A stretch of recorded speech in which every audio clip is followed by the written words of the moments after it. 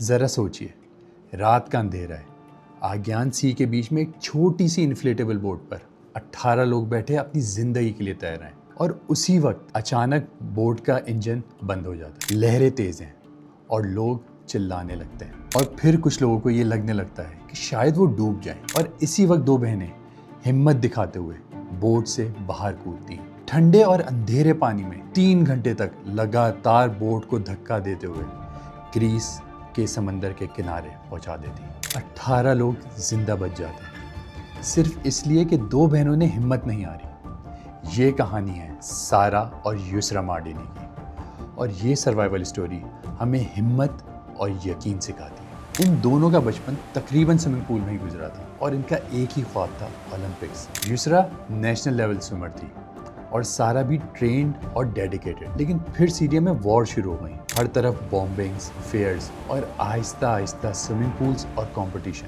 दोनों खत्म। जंगें सिर्फ शहर नहीं तोड़ती, वो लोगों के ख्वाब भी तोड़ देती हैं। 2015 में दोनों बहनों ने डिसाइड किया कि उन्हें सीरिया छोड़कर यूरोप जाना है।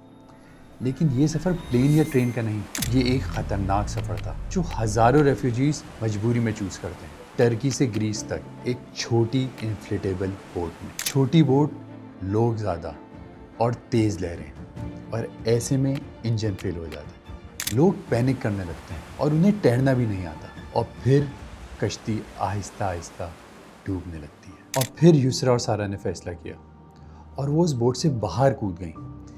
3 घंटे तक ठंडे पानी और अंधेरे में वो उस बोट को धक्का देती रहीं, यहाँ तक कि बोट को ग्रीस के किनारे पहुँचा दिया।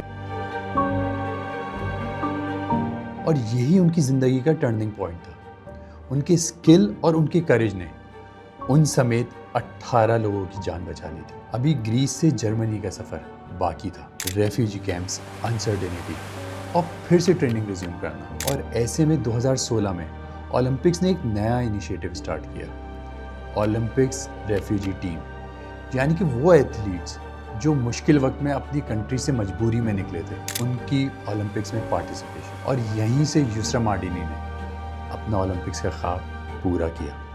अब आप सोच रहे होंगे कि ये कहानी मैं आपको क्यों बता रहा हूँ और हम इस कहानी से क्या सीख सकते हैं। तो लेसन नंबर 1 कि स्किल्स कभी वेस्ट नहीं होते। स्विमिंग एक स्पोर्ट नहीं, एक स्किल है और इस एक स्किल की वजह से 18 लोगों की जान बची। अगर आप आज कुछ सीख रहे हैं और आपको लगता है कि ऑर्डिनरी है, तो हो सकता है कल किसी क्रूशियल मोमेंट में वो एक्स्ट्रा ऑर्डिनरी बन जाए। लेसन नंबर 2, करेज का मतलब डर का ना होना नहीं होता।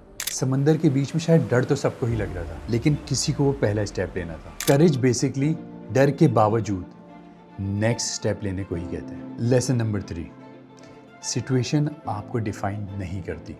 रेफ्यूजी होना कोई लेवल नहीं, और युसरा ने रेफ्यूजी होते हुए अपनी पहचान बनाई एज एन एथलीट, और यही सोच उन्हें ओलंपिक तक ले गई। ज़िंदगी कभी कभी आपको ऐसे टेस्ट देती है जहाँ कोई ट्रेनिंग या स्किल काम नहीं आते। और मार्डिनी सिस्टर की ये कहानी हमें यही सबक सिखाती है कि हालात इंसान को डिफाइन नहीं करते, आपके अपने एक्शंस और डिसीजंस आपको डिफाइन करते हैं। अगर आपको अपनी लाइफ का ओलंपिक जीतना है तो फिर आपको तैयार रहना पड़ेगा समंदर के बीच में उतरने।